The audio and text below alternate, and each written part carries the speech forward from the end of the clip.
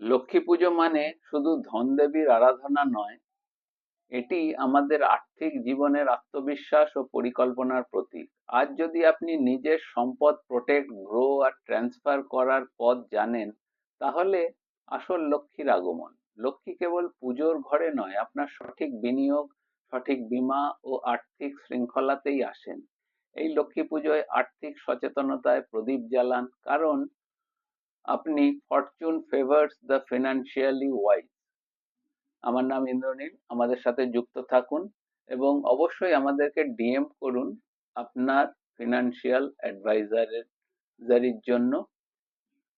আমাদেরকে like, subscribe এবং share করুন এবং অবশ্যই আপনাদের পরিচিত এবং বন্ধু বান্ধবদের জানাবেন। ধন্যবাদ, নমস্কার, সকলে ভালো থাকবেন, লক্ষ্মী পুজো ভালোভাবে কাটান।